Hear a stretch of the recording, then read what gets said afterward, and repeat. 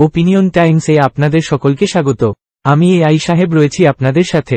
জয়নগর থানার অন্তর্গত জয়নগর ১ নম্বর ব্লকের বামনগাছি অঞ্চলের দলুয়াখাকি গ্রামে সিপিআইএম ব্যানারের প্রার্থী সৃজন ভট্টাচার্য মুখে কাদা দিয়ে মুখটি ছিন্ন বিচ্ছিন্ন করেছে এবং দলুয়াখাকি গ্রামে দেওয়ালে কাদা দিয়ে সিপিআইএম পার্টির প্রতীকের উপর কাদা দিয়ে মুছে দিয়েছে। এমনি চিত্র ধরা পড়ল দলুয়াখাকি গ্রামে হালদার পাড়ায়।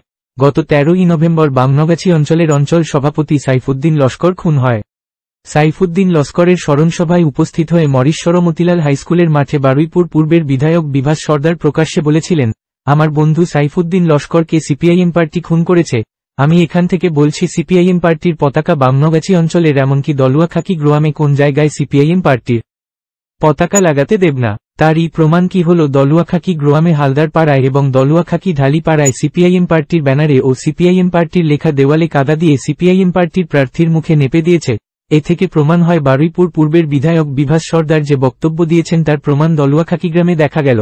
আজ দলুয়াখাকি গ্রামে বামনগাছি অঞ্চলের মোড়ে সিপিআইএম পার্টির পথসভায় উপস্থিত হয়েছিলেন। সিপিআইএম পার্টির প্রার্থী সৃজন ভট্টাচার্যকে প্রশ্ন করা হলে তিনি বলেন, আমাদের ব্যানারে এবং দেওয়ালে কাদা দিয়ে যে নেবে দিয়েছে তা আমাদের আরও বেশি উপকার হয়েছে, কারণ মানুষ বুঝতে পারছে তৃণমূল কংগ্রেসের ভরাডুবি হওয়ার সময় এসেছে।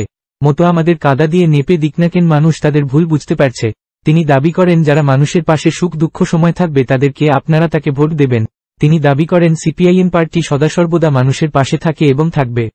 তিনি দাবি করেন সিপিআইএম পার্টিকে সমর্থন করার জন্য অনুরোধ করেন। কয়েক মাস আগে বামনগাছি অঞ্চল সভাপতি সাইফুদ্দিন লস্কর মারা গেছে এবং মরিশ্বর মতিলাল হাই স্কুলের মাঠে বারুইপুর পূর্বের বিধায়ক বিভাস সর্দার প্রকাশ্যে বলেছে, বামনগাছি অঞ্চল তথা দলুয়াখাকি গ্রামে কোনো জায়গায় সিপিএমের পতাকা টাঙানো দেব না।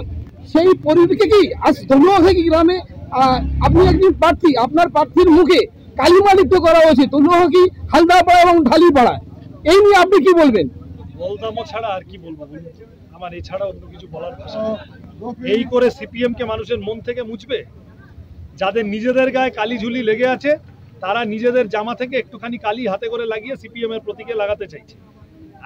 আমরা সাফসুত্র আছি, মানুষের মনে আছি।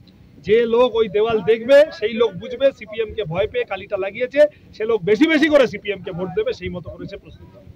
যে কোনো মৃত্যুই দুঃখজনক। আমি শুনেছি এরকম একটা ঘটনা ঘটেছিল এবং সেটার জন্য ওদের অন্তরের গোষ্ঠীদ্বন্দ্ব ইত্যাদি ইত্যাদি অনেক কথা এসেছিল তখন।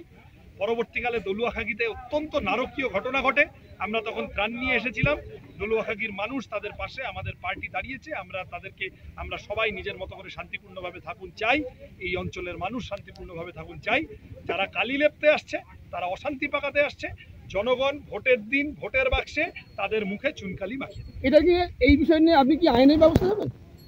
এই যে কালিমা লিপ্ত শুনলাম সবে খানিকক্ষণ আগে শুনলাম, দেখি আমি আইনের ব্যবস্থা নিয়ে না নিই জনতার আদালত, এবং সেই আদালতে আমি আবার বললাম এগুলো বোকামো।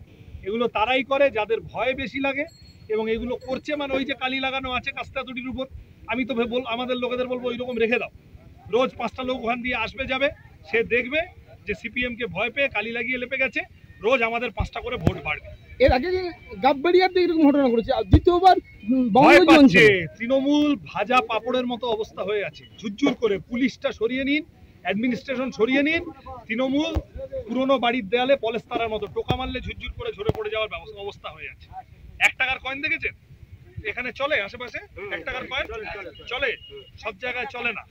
1 টাকার কয়েন ছোটটা বলছি, ছোট 1 টাকার কয়েন চলে না। এই যে তৃণমূলটা হচ্ছে ছোট 1 টাকার কয়েন, মার্কেটে আছে কিন্তু লোকে বলছে দিচ্ছে না। ঠিক আছে, মূলত ভয় লাগছে বলে কাস্তা তুটিকে ভয়, এবং সেইটা করার চেষ্টা, ওটা মানুষ পাত্তা দেয়। এখন এই পর্যন্ত। নজর রাখুন, সঙ্গে থাকুন ওপিনিয়ন টাইমস। ওপিনিয়ন টাইমসে আপনাদের সকলকে স্বাগত। পশ্চিমবঙ্গে এই প্রথম বাংলা নিউজ পোর্টাল। আমি এআই দিয়াসিনী, আর আমার সাথে আছে আমি এআই আদিত্য। রাজনীতির ডান থেকে বামের সব খবর আমার সাথে। আমি এআই ঐশানী।